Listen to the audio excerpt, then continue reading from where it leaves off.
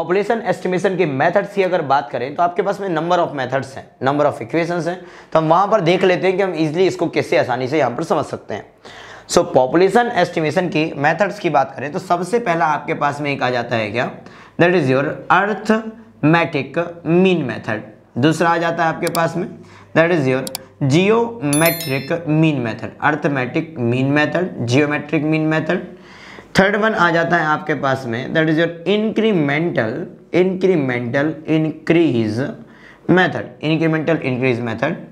Fourth one आपके पास में, तीन आपके पास मेन है, अर्थमेटिक, जियोमेट्रिक और इंक्रीमेंटल, जो कि आपके पास रिलेट करती हैं कहाँ से, जो कि रिलेट करती हैं आपके पास कुछ फॉर्मूले देते हैं यहाँ पर।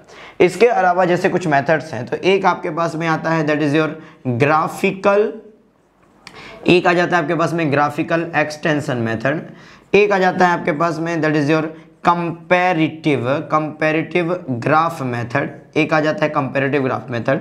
सिक्स्थ आपके पास में यहाँ पर आ जाता है that is your master plan या जोनिंग मेथड, मास्टर प्लान या जोनिंग मेथड। ठीक है, कुछ ये मेन मेथड यहाँ पर नजर आती है। इसके अलावा भी हैं, लॉग एस करो मेथड भी आ जाता है आपके पास में, वो भी आप देख लेते हो। ठीक है, अगर यहाँ पर थ्योरेटिकल पार्ट की बात करें तो ग्राफिकल एक्सटेंशन मेथड में आपने क्या किया, बिल्कुल सिंपली नॉर्मली आपके पास समझिए कि ग्राफिकल एक्सटेंशन में सपोज ये आपके पास में पॉपुलेशन का डेटा, ये आपके पास में ईयर वाइज डेटा यहाँ पर दिया हुआ है। आपके पास जितना पिछले साल का डेटा अवेलेबल था आपने सबको मिला के वहां पर क्या कर दिया, एक ग्राफ ड्रॉ कर दिया। तो मान लो सपोज इस वाले पॉइंट तक का डेटा आपके पास में अवेलेबल है तो आपने वहां तक ग्राफ ड्रॉ कर दिया। अब करना कुछ नहीं है, जिस स्लोप से ग्राफ आगे बढ़ रहा होगा उसी स्लोप से वहां पर ग्राफ को आगे बढ़ा देना है, और आगे जितने टाइम पीरियड के लिए तुमको वहां पर चाहिए है, जिससे जितने टाइम पीरियड के लिए पॉपुलेशन चाहिए वो पॉपुलेशन वहां पर निकाल देना। तो आपके पास में ये क्या हो गया, नॉर्मली ग्राफ को एक्सटेंड कर दिया तो ग्राफिकल एक्सटेंशन मेथड हो गया। इसे okay, next comparative graph method की बात करें। कंपैरेटिव ग्राफ मेथड में तुमने क्या किया कि सपोज यहाँ पर आपके पास में आपके जैसे सपोज पुणे है, बॉम्बे है, या किसी भी एक ऐसी सिटी का आपको पॉपुलेशन कैलकुलेट करना है तो आप क्या करते हो, उसके जैसी 4 सिटी वहां पर उठा के लेके आ जाते हो। लाइक अगर मैं बोलता हूँ कि आपके पास में पुणे की बात करो, सो पुणे को आपको यहाँ पर देखना था कि पुणे का पॉपुलेशन ग्रोथ क्या होगा, तो पुणे के जैसी आप वहां पर 4 सिटी वहां पर उठा के ले आए और आपने उनके यहाँ पर क्या कर दिए, ग्राफ ड्रॉ कर दिए। अब क्या करो कि जिस भी सिटी का पुणे का तुमको रिक्वायर्ड है तो इन चारों में से सारी चीजें, क्लाइमेटिक कंडीशन को कंपेयर करो, आपके पास में इंडस्ट्रियल एरिया को कंपेयर करो, आईटी से एरिया को कंपेयर करो और उस हिसाब से मैच करो, तो आपको पता चलेगा इन 4 में से सबसे ज्यादा आपके पास में किसके साथ मैचिंग यहाँ पर देखने को मिलती है। तो वहां से आप क्या कर दोगे, पुणे का ग्राफ ड्रॉ कर दोगे और जो भी ग्राफ आएगा उसके अकॉर्डिंग ईयर के हिसाब से पॉपुलेशन आप वहां पर बता दोगे। तो जब आपने ग्राफ का कंपैरिजन कर दिया तो कंपैरेटिव ग्राफ मेथड, जब एक्सटेंड कर दिया तो that is your graphical extension method. ठीक है, एक आता है तुम्हारे पास में that is your master plan या जोनिंग मेथड। कौन सा मेथड आ जाता है, मास्टर प्लान या जोनिंग मेथड। अब देखो इसमें क्या करते हो तुम कि तुम पहले से, तुम्हारे पास ये पूरा का पूरा एरिया है सपोज, तुम पहले से क्या करते हो, इसमें आपके पास में पूरे के पूरे एरिया को अलग अलग पार्ट में तोड़ लेते हो। तुम बोल देते हो कि तुम यहाँ पर बंगलो बनाओगे, तुम यहाँ पर 1 BHK फ्लैट बनाओगे और यहाँ पर आपके पास में 2 BHK फ्लैट बनाओगे, तुम ऐसा बोल देते हो, ये गार्डन दे देते हो।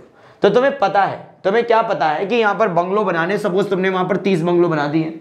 अब एक बंगलो में मान लो वहां पर 5 लोग रहते हैं, तो 13 × 5 किया तो तुम्हारे पास 150 लोग यहाँ पे आ गए। आपके पास यहाँ पर फ्लैट बना रहे हो 1 BHK, एक 1 BHK फ्लैट में मान लो 5 लोग रहते हैं, तुमने वहां पर 100 फ्लैट बनाए तो आपके पास 500 लोगों की यहाँ कैपेसिटी हो गई। 2 BHK में 7 लोग बोल दो और मान लो कि 100 वहां पर ये बनाए तो 700 लोग यहाँ पर हो गए। तो 7 5 12 और 1 13 13 50 1350 तुमको पहले से पता चल गया।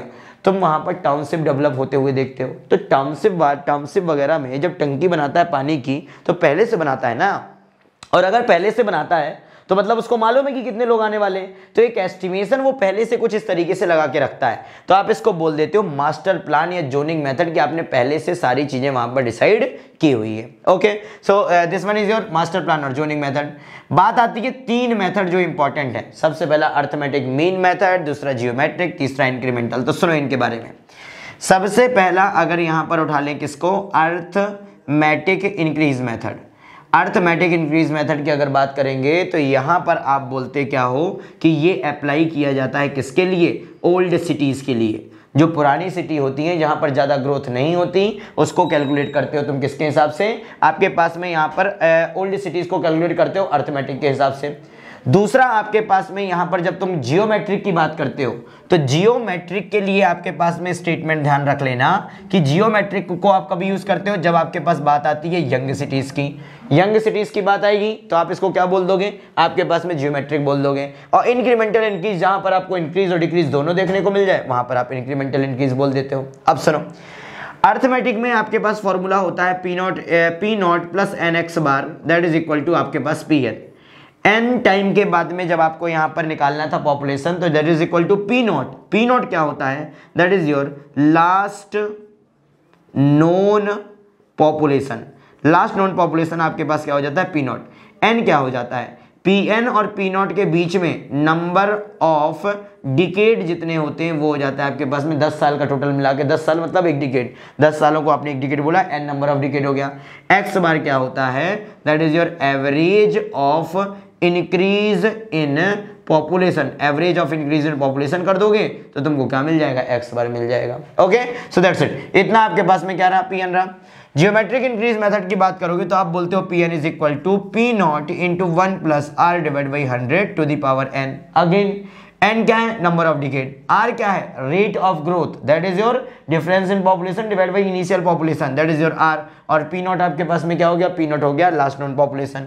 जब बात करते हो लास्ट तुम्हारे पास में that is your incremental increase method की, किसकी, इंक्रीमेंटल इंक्रीज मेथड की, तो आपके पास में यहां पर क्या हो जाता है formula P N is equal to P not plus N X bar plus N into N plus 1 divide by 2 into Y bar. कुछ इतनी कहानी आपको देखने को मिलती है। अब पी नॉट तुम जानते हो पहले से, एन तुम जानते हो पहले से, एक्स तुम जानते हो पहले से, वाई क्या होता है, जो इंक्रीमेंट हुआ उसमें भी जो इंक्रीज और डिक्रीज देखने को मिलता है तो उनका विथ साइन आप क्या कर देते हो, विथ साइन आप एवरेज निकाल देते हो, तो इसको आप बोल देते हो दैट इज योर वाई बार। तो इंक्रीमेंट में भी जो आपने बोला कि इस वाले साल में 2000 लोग बढ़े, इसमें 3000, इसमें 3000 लोग कम हुए, उन सब का प्लस माइनस के साथ में जब तुम यहाँ पर एवरेज निकालते हो दैट इज योर वाई बार यहाँ पर होता है and that is your incremental increase method.